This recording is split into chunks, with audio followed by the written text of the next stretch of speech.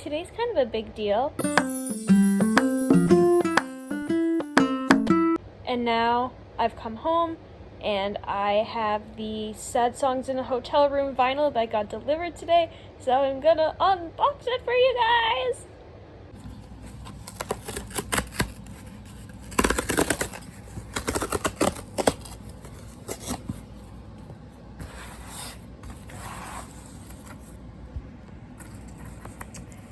Here it is.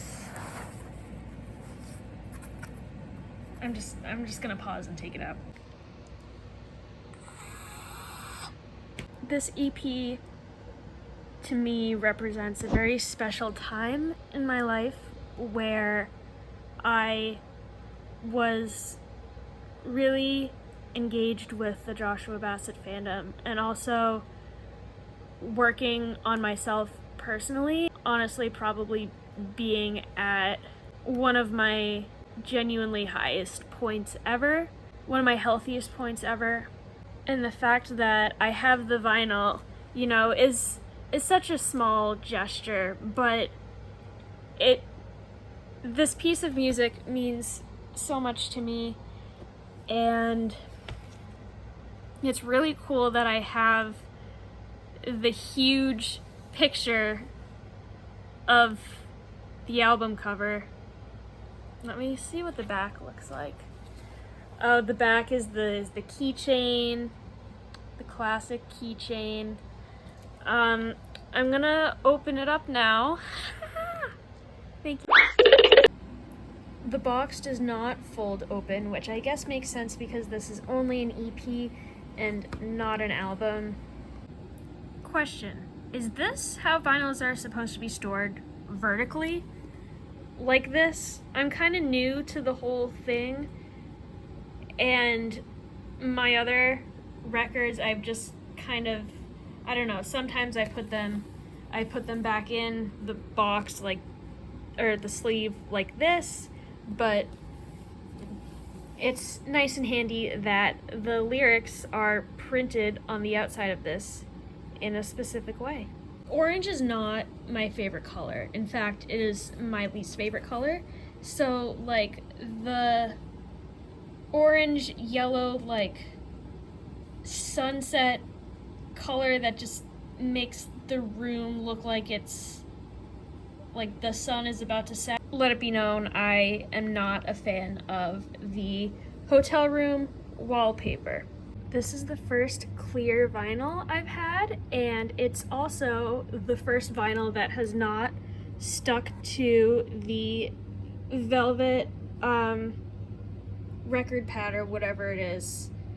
The first, or ever, every other record I have, it gets so staticky that it just sticks to it. This one had static when it came out of the sleeve, like it wouldn't come out of the sleeve because of that, but miraculously it seems fine in terms of that. I'm not surprised. I used a brush to brush off, like, you know, the top, and looky here, now it is sticking to the velvet, what is that material called? Fleece? What is it called? It's not velvet, is it? I mean, like, I know it's not made of velvet. Okay, this is gonna drive me crazy.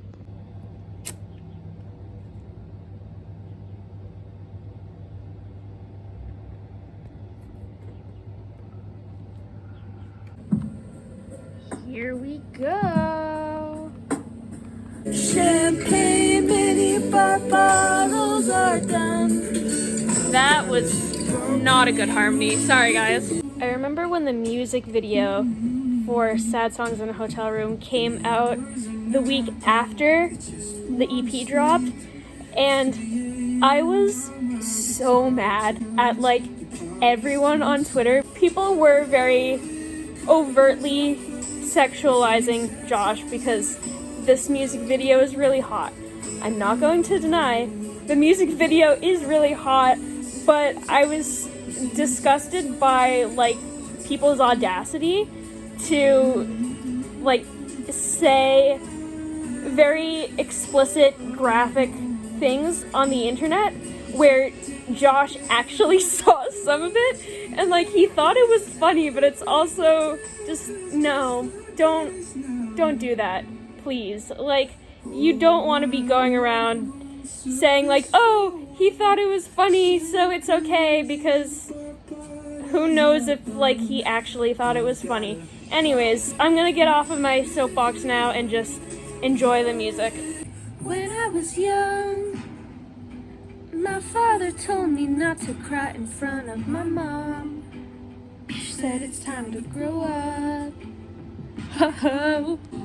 If I had to choose, I would probably say that I like the acoustic piano version of LA better than the studio recorded one, but, like, they're so different and there's no easy way to listen to the acoustic one, and, like, this one is just readily available, and I'm so happy that it's readily available because I love this song.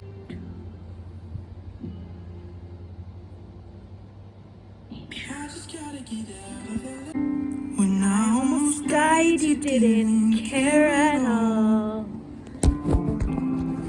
Whoops.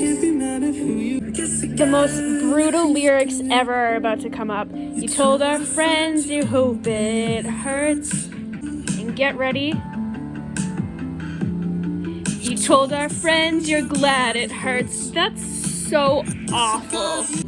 Quick question. How long did Josh live in New York? Does he still live in New York? I'm not, like, asking for myself. I'm asking just, like, in context of his entire life. I'm thinking, like, when did he have time to hang out with friends like Tommy, who's asked why he's not mad? And Tommy lives in New York. I guess it must have been during that time in 2021, you know, the dark period of his life, which, you know, is sad songs in a hotel room. So I'm assuming the time with friends was within that time because they kept him afloat. Time to flip to side B. Smoke slow, here we go.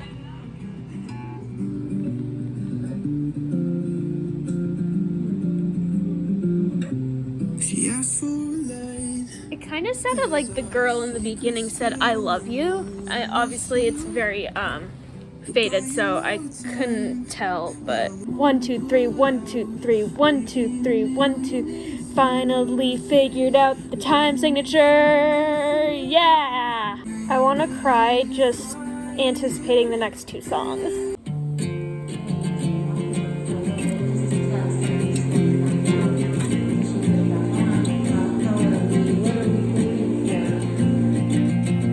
Doc said I got 12 hours. The "We hardly say I love you because your parents never did" line is sad because I don't relate to it, and I didn't realize until this song came out how many people would relate to it, and I just think that's really sad. Something I think about whenever I listen to this song is how it's really about the strength and the power of a mother's love, and how mothers can sustain their children and be their strength. And I hate that line, I'm not what you planned for. Josh has obviously converted to Christianity now. I've been praying to a God I've never known. I can't do this on my own. Just really makes me think about, if you're looking at it from a religious lens, how mothers can really be that connection for, like, children who maybe don't believe in a higher power. And hold on, I gotta I'm not gonna pause it now. I'll finish my thought after All in Due Time is over. This is such a good song to cry to on a day where you just don't want to get out of bed. I hope he's healing from his burns. I hope we're all healing from our burns. All I can wish for anyone is healing and not feeling so broken. This song makes me want to cry! That's the end. Just a technical note about the actual record. On both sides, when it got to the end, my record player usually stops, like, the turntable stops spinning once it gets to the end, and it didn't do that for either side, and it seemed like it was like just about at the paper in the middle. So I don't know if that might be a helpful tip for anyone who doesn't have this yet and was thinking about getting it. Anyways, I have some thoughts on Lifeline that I want to share. I myself am speaking from a Christian perspective. If you're watching this and you're not Christian, that's totally fine, obviously. And I think what's so beautiful about this song is that it's just so rich and deep and can have so many interpretations. But specifically, the interpretation that I get out of it whenever I hear it is when he keeps saying, "Lately I've been praying to a God I've never known. I can't do this on my own." Makes me think about how a mother's love can be so strong that it sustains people when they don't have that sustenance for themselves. She's his lifeline. Like, that's the name of the song. I'm kind of picturing in my mind like an umbilical cord. Fathers too, but this is like very specifically about mothers. When mothers who are very religious have children that aren't, and that child is struggling, they can be that strength for them. And I think it's so beautiful that Josh's mom was able to be that for him, but it's also so devastating because there are so many other parents out there who love their child just as much and do their best to be their lifeline, and the kid still dies anyway. And thinking about how Josh had he had a fairly slim chance of survival, and he did make it out, and he is a fairly high profile figure. And when you think about it just as, like, he's a regular person, like, it's not fair that he got to live and other people who have been in near-death situations didn't get to live. But all I can hope for is that him making it out and his mother successfully being a lifeline for him, all I can hope is that it has its reason not in a, the people who died should have died way, but in a, he is a particularly special person who has more to give because of this experience way. And feel free to disagree with me. I'd love to hear what other people think about it, but that song always just gets me. I don't know how anyone can get through that song without, like, considering crying. Like, I've gotten through it without crying. This time I got through it without crying, but without feeling any emotions, that it's just not possible. Yeah. So, that was my unboxing and first listen of the Sad Songs in a Hotel Room by Joshua Bassett vinyl.